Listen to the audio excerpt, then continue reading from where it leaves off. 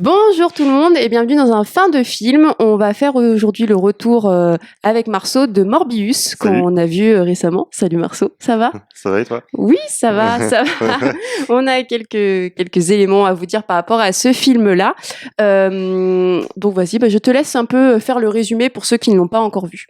Alors du coup, pour ceux qui savent pas, Morbius c'est un personnage qui à la base est un ennemi de Spider-Man. Et Sony, comme il possède les droits de tout ce qui touche à Spider-Man, a décidé d'en faire un film. Donc c'est l'histoire de Michael Morbius qui depuis tout petit a une maladie du sang Oui. qui oblige en fait à purifier son sang toutes les quelques heures. Sauf qu'il est également très très intelligent, il obtient un doctorat à 19 ans je crois, ils le disent dans le film. Oui. Et il va inventer un sang de synthèse et en même temps chercher à guérir sa maladie. Donc pour ça, il va trouver qu'il y a peut-être une solution dans une certaine espèce de chauve-souris qui vit au Costa Rica. Il va faire quelques expériences sur lui-même, ce qui va assez mal tourner et le transformer en vampire tout simplement. C'est vraiment la figure du vampire qui est utilisée dans ce film. Et à côté, donc lui, il est vraiment traité dans ce film comme un gentil. Oui. Et l'antagoniste va être en fait son meilleur ami qui a exactement la même maladie que lui et qui va aussi recevoir le même traitement, mais qui va décider du coup devenir aussi un vampire, mais qui va décider de lui de plutôt faire le mal pour se libérer de sa maladie. Et là, on va voir l'opposition des deux personnages. C'est ça. Du coup, on va commencer par une partie sans spoil. Voilà, pour les personnes qui n'ont pas encore vu et pour vous éviter quelques spoils. Alors, le retour comme ça en petit débrief, parce que c'est compliqué de pas rentrer dans le vif du sujet. Qu'est-ce que t'en as pensé? Beaucoup de mal, mais en fait le truc c'était déjà très très mauvais. Il y avait pas grand chose pour sauver le film. Comparé à Venom 2, c'est peut-être un tout petit peu mieux, mais il y a pas grand chose non plus. Et en pire que ça, parce que en fait j'ai l'impression que des fois faire face à un mauvais film c'est pas très très grave si c'est un mec qui a un réalisateur ou une réalisatrice qui a tenté quelque chose et d'original et finalement c'est raté, c'est pas très grave. Ça peut même être un peu touchant de voir quelqu'un qui a une démarche artistique un peu différente. Là le truc c'est que tout est tellement convenu que ça rend la démarche un peu cynique. On a l'impression qu'il y a personne qui essaye de faire un film derrière ça. Est-ce qu'ils se sont pris trop au sérieux, selon toi? Je pense que oui, ils se sont pris trop au sérieux et qu'ils ont juste essayé de surfer sur la vague d'un personnage Marvel juste après la hype Spider-Man qu'il y a eu en décembre, et que du coup ça rend la démarche vraiment cynique et que on le ressent dans le film.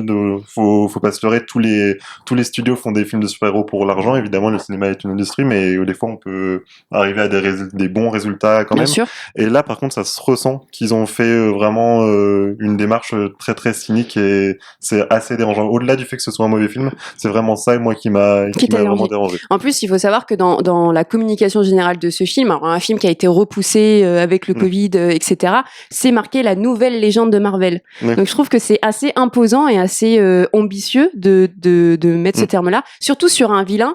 Alors on avait réfléchi, parce que si vous nous suivez sur les autres réseaux sociaux, Instagram, Twitter et TikTok aussi, on fait des vidéos en lien avec les films pour revenir toujours aux comics. Et bon, là évidemment il y a eu des sorties récemment, mais sinon c'est pas vraiment le vilain le plus exploité par rapport à Spider-Man. Alors c'est intéressant de sortir des carcans habituels avec le bouffon vert, etc., mais ce choix-là était un peu déjà ambitieux.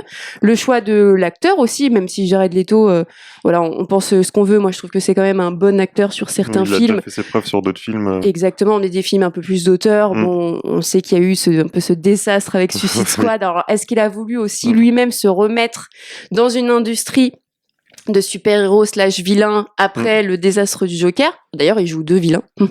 Mais voilà, mon retour à moi, déçu.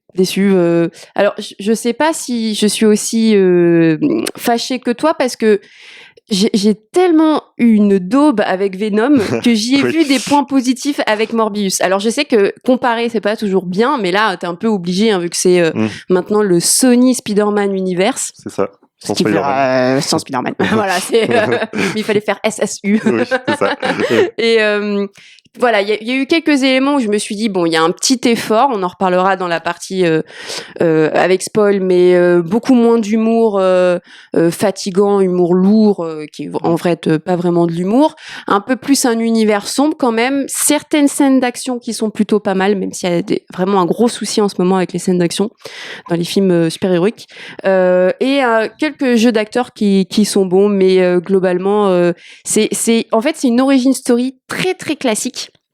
Sans surprise. C'est ça, tout à fait. Et je suis d'accord avec toi sur la genèse, entre guillemets, l'idée de faire un film sur ce personnage, c'est un peu bizarre parce que c'est pas le méchant le plus évident ni le plus connu de Spider-Man, et c'est même pas le plus intéressant, il est dans très peu de comics, en vrai. Et c'est un personnage qui a une historicité dans l'histoire des comics intéressante, parce que faire un vampire à l'époque, quand il était apparu, il y avait encore le Comics Code Authority qui était un label ou qui empêchait même de faire un personnage de vampire, normalement on n'avait pas le droit. Marvel l'a quand même fait. Toutes ces fusions de sang, de violence étaient interdites. Marvel l'a quand même fait et ça a fait bouger les lignes. Du coup, Morbius a quand même eu un gros impact sur l'industrie du comics, mais par ça, il est pas très exploité. On le voit dans vraiment pas beaucoup de comics et c'est plutôt un personnage assez pointu. Alors du coup, c'était déjà un choix assez original de prendre ce personnage, même si voilà. Ouais, non, mais en fait, moi, ce qui est dommage, c'est que là, on a quand même un support qui est très intéressant avec le style vampirique, si on peut dire. On aurait pu avoir comme à l'époque un film comme Blade, c'est-à-dire prendre le style qui est le support même qui est dans l'univers héroïque et le mettre un peu en vampire, faire limite un film d'horreur complètement. Parce que on sent qu'il y a des effets un peu d'horreur. Alors notamment il y a une scène dans la scène première où Morbius apparaît réellement, donc on a Michael Morbius qui devient du coup le vampire Morbius. Là, j'ai eu des effets cinématographiques d'horreur, même si t'es plus calé sur ça, tu vois, un peu d'effets de tension, les lumières qui clignotent, tu sais pas trop où il est, intéressant, tu vois. Un petit peu, oui, ils reprennent quelques codes mais ils auraient pu aller plus loin. Utilisés, c'est ça, ils auraient pu aller beaucoup plus loin, et même on a l'impression qu'ils essayent de matraquer un peu le film, qu'ils font un film de vampire. Par exemple, le bateau, il s'appelle Murnau, et Murnau fait référence au cinéaste allemand qui avait fait Nosferatu, le tout premier Nosferatu. Donc là, t'as même l'impression qu'ils essayent d'enfoncer un peu les références, de te faire mettre dans le crâne qu'ils font un film de vampire, et ça, genre, un petit peu de subtilité, ça aurait un petit peu, ouais. De toute façon, la subtilité n'est pas le point fort de Sony. Et par contre, sur la scène du bateau, ce que j'avais lu, c'est que c'est quand même une référence aux comics. Donc il y a quand même un effort sur une origin story classique de se rapprocher un peu du support originel. Ce qu'on a l'impression de voir de plus en plus, notamment avec le film The Batman. Je sais pas si ça va être de plus en plus exploité, de pas forcément coller, mais de reprendre des choses importantes. Je pense qu'on va rentrer dans le vif du sujet parce que voilà.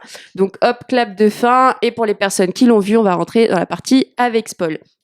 Du coup, si on reprend le film étape par étape, globalement sur le film en termes d'image, etc., qu'est-ce que t'en as pensé? Parce que le film commence avec tout de suite Michael Morbius qui va récupérer du coup les chauves-souris en Costa Rica, comme ça. Donc j'ai bien aimé la scène d'ouverture comme ça, c'est plutôt joli. Les vampires les chauves-souris du coup qui arrivent vers Michael Morbius et qui finalement ne l'attaquent pas parce qu'en fait ils ont une sorte de machine pour les récupérer, pour les emprisonner, et elles font tout le contour de Morbius comme s'il y avait déjà un lien qui se créait. Je me suis dit ok, c'est pas mal. Et alors après ça s'enchaîne avec, comme je disais, origin story, schéma narratif hyper classique, mais alors hyper rapide. Voilà, ça c'est son enfance. Ok, ça c'est son meilleur ami.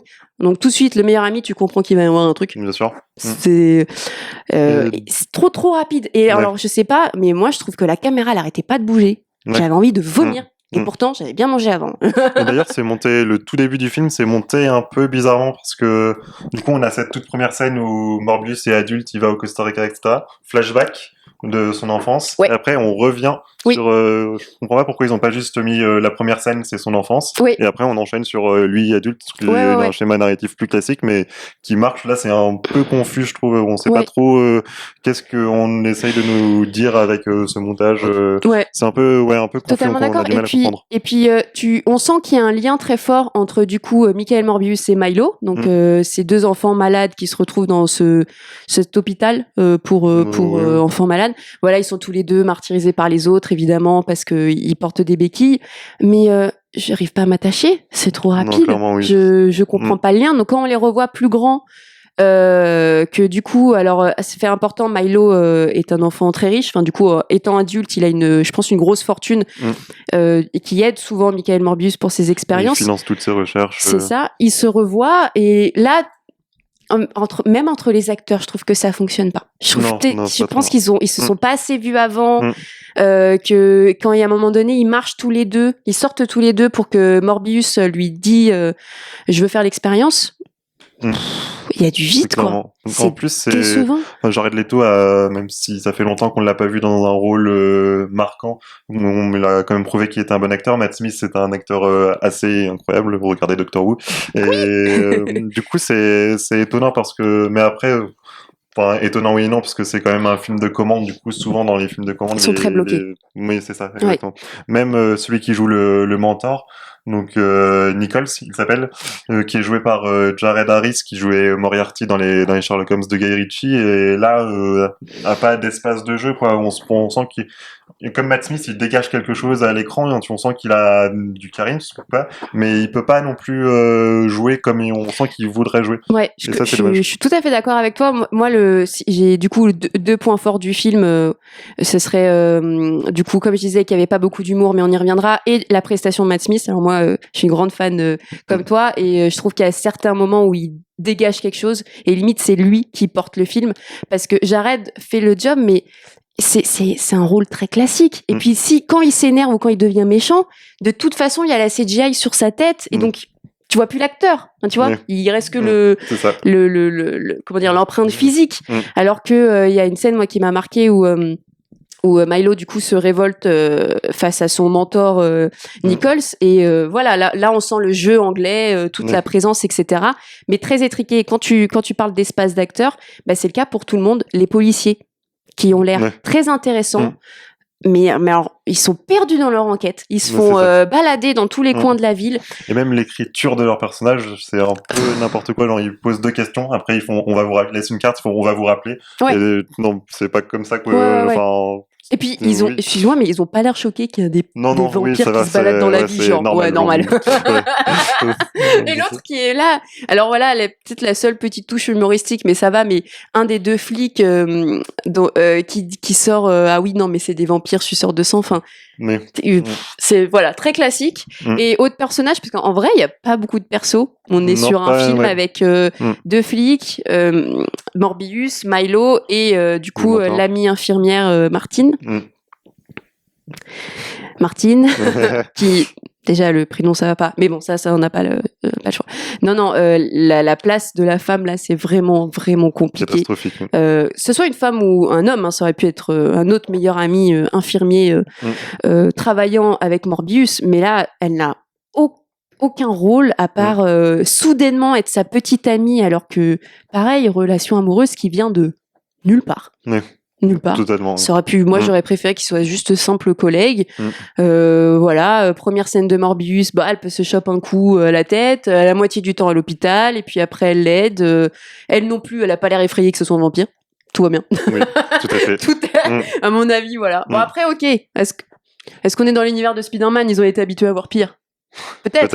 Mais c'est quand même ton pote qui devient vampire. C'est ça. Ouais. Moi, je m'inquiéterais. Et qui t'agresse au début, quand même. Du coup. Oui, c'est ça. Donc, c'est chaud. Ouais. Bah, déjà, le fait qu'il y ait qu'un seul personnage féminin pendant tout le film, c'est dommage. Faut faire surtout aujourd'hui. Un moment. Oui. C'est ça. Ouais. Et puis, personnage, pareil. Elle est juste là pour être très belle. Oui. Vraiment. Pour moi, ça m'a vraiment dérangée. Et voilà, il y a des scènes vraiment spéciales avec elle. Bon, je pense voilà, en termes d'acteurs, voilà, il y a pas grand chose à dire. Ce qui est intéressant, voilà, c'est qu'il y a pas beaucoup d'humour. On est sur un film plutôt sombre, mais qui du coup exploite pas le côté sombre et qui exploite pas le côté sombre. Non, pas du tout, ouais. Et qui, même c'est dommage parce que Morbius dedans est vraiment traité comme un gentil, ce qui de toute façon empêche totalement de faire un vrai film de vampire. Enfin là, c'est un vampire à la Twilight, quoi, genre un vampire végétarien. Ouais. Et du coup, c'est un peu dommage parce que il y a moyen de faire un film vraiment sur un méchant, genre, Venom était aussi traité comme un gentil, mais on a l'habitude depuis longtemps que dans les comics, Venom soit traité comme un gentil. Dans les comics, c'est plus des un fois, méchant c'est un depuis... allié de Spider-Man. C'est ça, ouais, c'est plus un méchant depuis des années et des années dans les comics, donc c'est pas très surprenant qu'ils aient essayé d'en faire plutôt un anti-héros. Là, c'est même pas un anti-héros parce que c'est vraiment juste un gentil. C'est un héros. Il tue même les méchants, il les tue pas. Alors que, enfin, c'est dommage, quoi, quand tu prends un vampire. Les seules personnes où il suce le sang, c'est comme de par hasard des mercenaires qu'il a engagés dans le bateau pour la première expérience où il devient Morbius. Après, il ne boit aucun sang de victime classique. Le sang qu'il boit, c'est du sang bleu, donc c'est du sang alternatif, travaillé, synthétique. Jamais il va... Enfin, moi, j'aurais adoré qu'il y ait un basculement aussi, où il boit du vrai sang. Et puis, pourquoi Milo est méchant ? Pourquoi lui, il est gentil et il est méchant ? On est sur un film avec deux antagonistes comme ça, genre... Oui, Milo qui est vraiment montré dans son enfance comme un gentil. Là, adulte, il est méchant et on n'a aucune raison de pourquoi, à part il a été un peu maltraité par les autres. Mais ce qu'on ressent pas vraiment forcément, oui, Morbius aussi. Et du coup, c'est dommage parce que du coup, on peut pas s'attacher aux personnages, ils ont pas d'enjeu en fait. Et on peut pas comprendre pourquoi ils se détestent parce que du coup, évidemment, vu que Morbius va devenir un gentil et Milo un méchant, ils vont se battre. Tu sais pas pourquoi ils se battent ? Non, pas du tout. Et tu vois, ils peuvent pas se détester tout de suite parce qu'ils sont ennemis depuis 10 minutes. tu vois, après il y a du coup grande bagarre, etc. Et du coup Morbius le tue. Enfin du coup il gagne le combat. Et là, Milo s'excuse à la fin. Et ça m'a tué. Parce que déjà toute la scène de combat est dégueulasse. C'est vraiment le terme, mais ça on reviendra sur les scènes de combat et la CGI. Mais pourquoi tu t'excuses ? Parce que t'étais un vrai méchant. Bah oui, c'est ça. Là, il a perdu du coup. Voilà, rédemption du méchant. J'ai vu la lumière quand tu m'as frappé. Et pour un film qui se dit vampire, parce que aussi en termes de communication, la nouvelle légende Marvel et du sang, il y en a pas du tout. Et même cette question de sang est très mal exploitée, parce qu'il y a une scène où, d'ailleurs, c'est tellement kitsch. Martine se coupe un peu le doigt et elle a une goutte de sang. Elle a ça de sang. Et Morbius, il tique. Il a des, oh mon Dieu, je vais la bouffer. Ok. Et pourquoi pas? Et ensuite, il va voir son mentor, là, qui a du coup été tué par Milo Nichols, qui, lui, du coup, seule scène vraiment où tu vois beaucoup de sang, où vraiment Milo l'a un peu, déchiqueté, donc il a plein de sang au niveau du ventre. Là, il réagit pas. Non. Là, t'as pas envie de le manger, là. T'as pas envie d'y aller. Il avait plus faim, peut-être. Non, mais. Enfin, voilà, ce rapport au sang, il est très mal fait. Et quand t'as des personnes qui sont fans de vampires, tu peux pas faire ça. Enfin, tu vois, des années avant, Entretien avec un vampire est beaucoup mieux réalisé et mieux pensé, quoi. Alors qu'aujourd'hui, on a les moyens, les compétences, on a lu plus de livres autour, etc., quoi. Mais c'est ça. Et du coup, tu parlais des CGI, des scènes d'action et tout ça. Et même ça, c'est raté. Les CGI, ça fait vraiment CGI du début des années 2000. Et du coup, c'est dommage, quoi, sachant le budget que Sony est capable de mettre dans certains films, sachant qu'ils sont capables de faire sur d'autres films. Ça fait, c'est dommage d'avoir un film aussi raté. Là, c'est principalement les têtes de vampires qui sont complètement ratées. Ça fait pas du tout peur une seconde, c'est pas crédible un instant. Et c'est vraiment dommage. Et on peut revenir même sur les scènes d'action en soi. Qu'est-ce que t'en as pensé? Que sont, honnêtement, pas trop mal filmé, mais d'une non-originalité qui fait un peu peur. C'est encore des scènes en bullet time à la Matrix au ralenti. On voit les balles frôler les personnages qui se déplacent rapidement. C'est pas mal filmé, mais aucune originalité, aucune tentative d'inventer quoi que ce soit. Et ça te sort un peu du film, ça aussi. C'est ça. En fait, tout est classique, autant par comme on disait tout à l'heure, le schéma narratif, l'origine story, que les combats, que le fameux le bien et le mal. Ça, c'est hyper dérangeant. Enfin, tu vois, on en parlait, mais le héros et le vilain, ça se fait plus trop. Maintenant, il y a des nuances. Ça, on l'a vu avec toutes les séries Marvel ou même The Batman, quoi. La nuance entre le bien et le mal. Enfin, surtout, je pense que il va être encore plus mal aimé ce film après The Batman. Même si je sais qu'on n'est pas du tout dans le même univers, mais là on a... Il y a un rapport avec les chauves-souris, mais c'est tout. Et oui, oui, évidemment, bien sûr, bien sûr. D'ailleurs, on voit plus de chauves-souris dans Morbius que dans The Batman. Parce qu'on voit quand même des chauves-souris. Et parce qu'il parle aux chauves-souris également. Il est capable de faire venir des chauves-souris pour l'aider. Oui, en effet. Donc, comme Aquaman qui parle aux poissons, lui parle aux chauves-souris. Alors, je pensais pas qu'on avait parlé d'Aquaman lors de cette vidéo, mais tout est possible avec nous. Bon, voilà, en gros, globalement, c'est ça le film. Et puis, je pense qu'on n'a pas trop oublié d'éléments, hein. Les scènes post-génériques. Donc, vous en avez 2. Oui. 2 qui sont franchement pas intéressantes. Franchement, non, on va vraiment plus en parler en détail, mais je pense qu'on a perdu l'idée de qu'est-ce qu'une scène post-générique. Bah c'est ça là, en fait j'ai vraiment eu l'impression qu'on se foutait de ma gueule pendant les scènes post-génériques et elles étaient juste là pour amener un truc où on sait pas ce que c'est, qui rentrait totalement en incohérence avec tout le film et avec tous les films d'avant en fait, et vraiment juste l'impression qu'elles sont posées là sans aucun rapport avec quoi que ce soit, et c'est dommage. Alors du coup, est-ce que tu peux nous parler un peu plus de ces scènes post-génériques? Oui. Alors, du coup, on revoit le vautour. Qui, alors la première scène, il apparaît dans une prison, parce que on en a pas parlé, mais dans le film, du coup, à un moment donné, Morbius est arrêté. On en a pas parlé parce que c'est complètement ridicule ce moment-là. J'ai complètement zappé ce moment-là. Donc le vautour apparaît comme ça. Alors oui, on voit un peu la fissure du multiverse. Avec le ciel violet. C'est ça, le ciel violet, et voilà, il est là. Je crois qu'il dit pas grand-chose. Ouais, du coup, il est transporté du MCU vers le Sony Universe. Voilà, oui, c'est ça. On peut entendre ça comme ça. Et puis la deuxième, et ça c'est mon copain qui me l'a fait remarquer, d'un coup il a son costume, d'un coup il sort de prison. On sait pas pourquoi, oui. Bon, alors ça, je lui ai dit, bon, tu sais, c'est les ellipses de comics, ça peut arriver. Peut-être qu'on t'expliquera après, enfin ils ont intérêt. Mais en tout cas, il sort de prison comme par magie, il récupère son costume qui était... On sait pas où, parce que faut savoir qu'il a changé d'univers. Oui.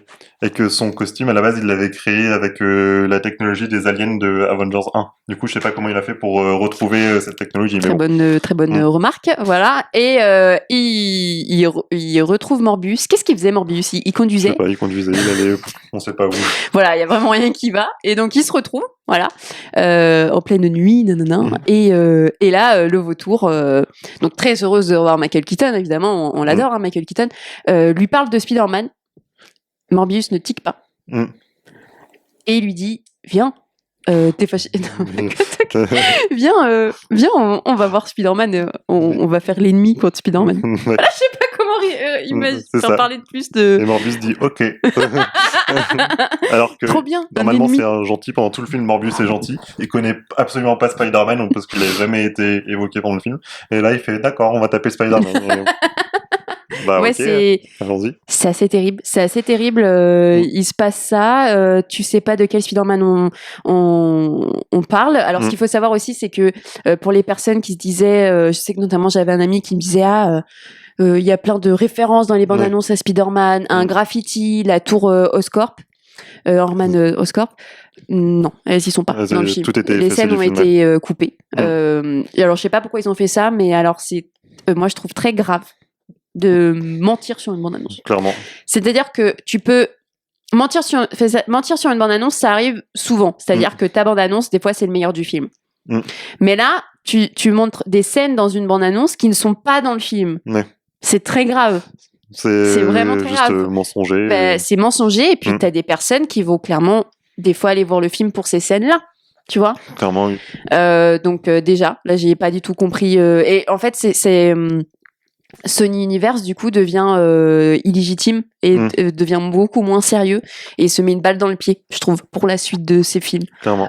Pour les fans, parce que les personnes, c'est pas le terme, les personnes lambda, les personnes néophytes qui aiment bien le cinéma, etc. Moi j'ai un autre ami qui m'a dit, oh la bande-annonce a l'air cool, tu vois, qui a pas fait gaffe à ça parce qu'il connaît pas. Ok, mais alors tu as quand même toute une communauté qui a remarqué.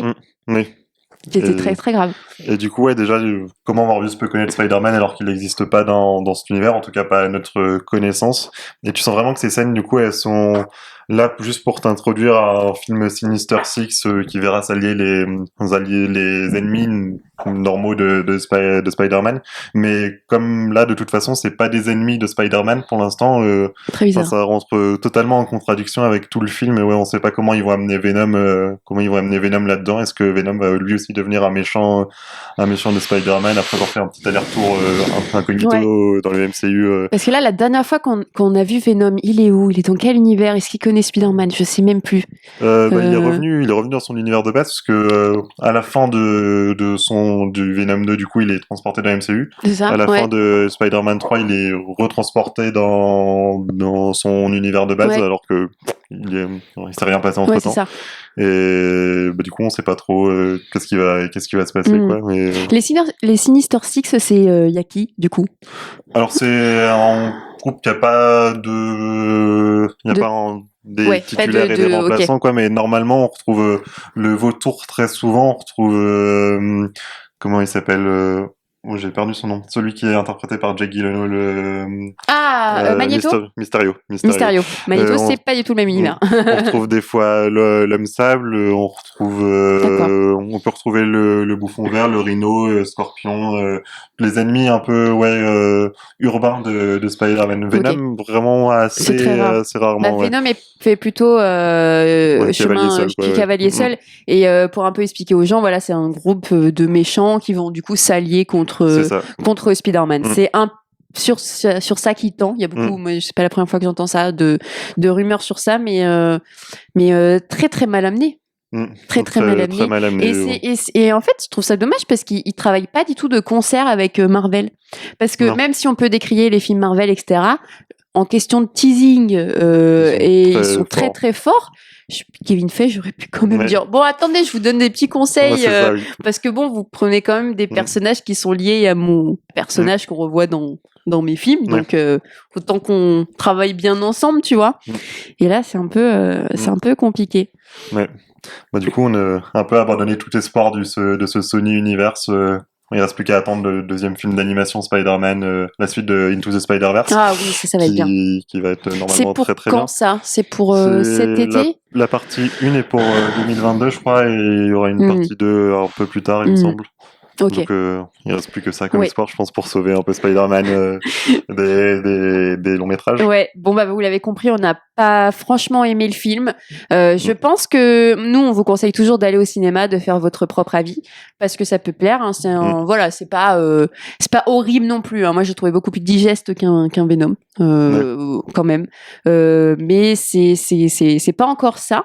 En tout cas, si vous êtes intéressé quand même par le personnage, n'hésitez pas à venir en boutique parce qu'on a plein de comics, parce que ça reste un personnage qui est tout de même intéressant dans les comics, qui a beaucoup plus de subtilité. Et les comics aussi sont disponibles sur notre site en ligne comicscorner.fr. Et puis la prochaine vidéo, on va parler de Doctor Strange, je crois. Qui sort le 4 mai. Bah, écoute, merci Marceau. Merci à toi. Et puis on se retrouve bientôt. Merci à vous, au revoir. Salut.